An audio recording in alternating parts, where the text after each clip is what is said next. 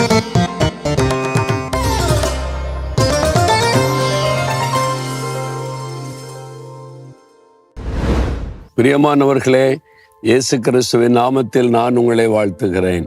எப்படி இருக்கிறீங்க? சுகமா இருக்கீங்களா? சந்தோஷமா இருக்கீங்களா? ஏன் துக்கமா இருக்கிறீங்க? ஏதோ சோர்வோடு இருக்கிறீங்க? சில காரியம் மனதில் குழப்பமா இருக்குது. ஏன் இப்படி வருத்தத்தோடு இருக்கிறீங்க? உங்களை நேசிக்கிற ஒரு ஆண்டவர் இருக்கிறார். அது மாத்திரம் இல்ல, அவர் உங்களை அன்பாய் விசாரிக்கிறவராம். 1 பேதுரு 5:7 இயேசு கிறிஸ்து உங்களை விசாரிக்கிறவர் ஆனபடியால் உங்கள் கவலைகளை எல்லாம் அவர் மேல் வைத்து விடுங்கள் அப்படின்னு ஆண்டவர் சொல்லி இருக்கிறார். அவர் உங்களை விசாரிக்கிற தேவன், அன்பாக விசாரிக்கிறவர். அநேக வருஷத்துக்கு முன்னால நான் சென்னையில் இருந்த நாட்கள்ல ஒரு குடும்பத்தார் எனக்கு நல்ல பழக்கம். சில சமயத்துல அவளை சந்திக்க ஜெபிக்க நான் போவேன். அந்த வீட்டுக்கு ஒரு வாலிப தம்பி வருவார். நான் ஒரு 2 முறை பார்த்திருக்கிறேன். எப்பவுமே சோகமா இருப்பாரு, துக்கமா இருப்பாரு.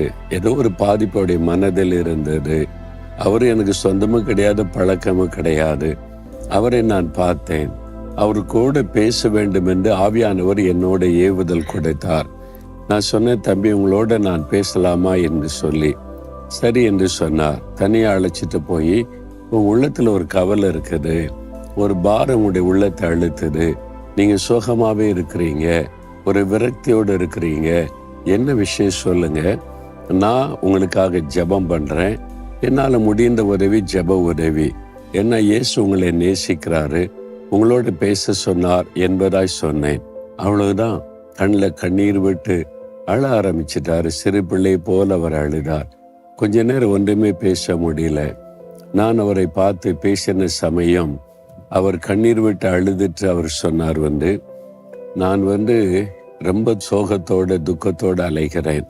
எனக்கு ஒரு நிரந்தரமான வேலை இல்லை. எனக்கு சொந்தக்காரங்க தெரிஞ்சவங்க உயர்ந்த பதவியில வசதியா இருக்கிறாங்க.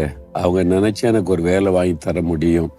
அவங்களெல்லாம் போய் பார்த்தேன். என் அன்பா விசாரித்த உதவி செய்ய யாருமே இல்லை. நீங்க யாருன்னு எனக்கு தெரியாது, ஆனா என்னை ரொம்ப அன்பா விசாரிக்கிறீங்க. என் பாரத்தை நீங்க அறிந்து விசாரிக்கிறதுனால என்னையும் நேசித்து விசாரிக்க ஒருத்தர் இருக்கிறாருன்னு சொல்லிதான் அதை நினைச்ச உடனே கண்ணீர் வந்து விட்டதுன்னு சொன்னார். நான் சொன்னேன், நான் அல்ல, இயேசு உங்களை விசாரிக்கிறார், அவர் தான் உங்களை விசாரிக்க சொன்னார் என்பதாய்.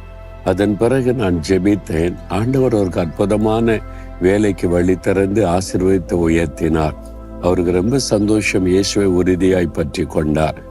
பாருங்க, துக்கத்தோடு இருந்த அவரை ஆண்டவர் அன்பாய் விசாரிக்கிறவர். இன்னைக்கு கூட உங்களை விசாரிக்கிறார். என் மகளே, ஏன் துக்கத்தோடு இருக்கிற? என் மகனை ஏன் சோர்ந்து போயிருக்கிற? ஏன் உள்ளத்துல ஒரு பயம் இருக்குது? எதுக்காக கலங்கிக்கிட்டே இருக்கிற? எதுக்காக எப்பவுமே நீ ஏதோ நினைச்சு உள்ளத்துல வேதனையோடு இருக்கிற? இயேசு உங்களை அன்பாய் விசாரிக்கிறார்.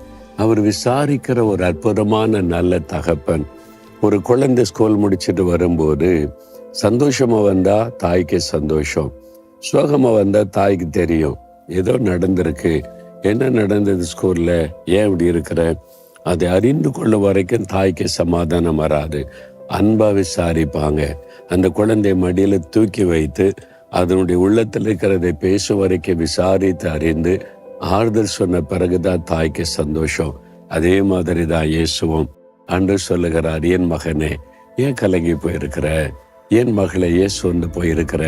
இன்னைக்கு ஏதோ ஒரு பிரச்சனைய உனக்கு, நான் இருக்கிறல்ல, உனக்கு நான் பார்த்து கொள்ளுவேன், நீ என்று சொல்லு, என் மேல உன் கவலை வைத்திரு. அதான் ஆண்டு சொல்றாரு. உங்களுக்குள்ளே வைத்து கொள்ளாருங்க. இப்போ மனந்தரன் இயேசுவே, இதுதான் என் கவலை, இதுதான் என் சோர்வு, இதுதான் என்ன பாதிக்குது, என்ன பண்ணன்னு தெரியல, ஒரு வார்த்தை சொல்லுங்க, உள்ளத்தில் ஒரு ஆறுதல் வந்துடும். அவர் அழகாய் பொறுப்படுத்த நடத்தி தருவார். கல்வாரி சிலுவையில உங்களுடைய பாடுகள், துக்கங்கள், வேதனைகள், அவமானங்களை எல்லாம் சுமந்து முடித்தாரே, அவர் உங்களை பார்த்துட்டு சும்மா இருப்பாரா? உங்களுடைய இதயத்துல கை வைங்க, கண்களை மூடுங்க. இயேசுவே, இதுதான் என் பாரம், இதுதான் என் துக்கம், இதனால்தான் சோர்ந்து போயிருக்கிறேன், இதுதான் என்னை கலங்க பண்ணுது, இன்னைக்கு இது என் வேதனைப்படுத்துது, எனக்கு உதவி செய்யுங்க, என் பாரத்தை எல்லாம் உடைய பாதத்துல வச்சிடுறேன், ஆண்டவரே எனக்கு உதவி செய்யுங்க. யார் யார் அப்படி ஜெபிக்கிறாங்களோ அந்த மகனை, இந்த மகளை தொட்டு ஆசீர்வதிங்க.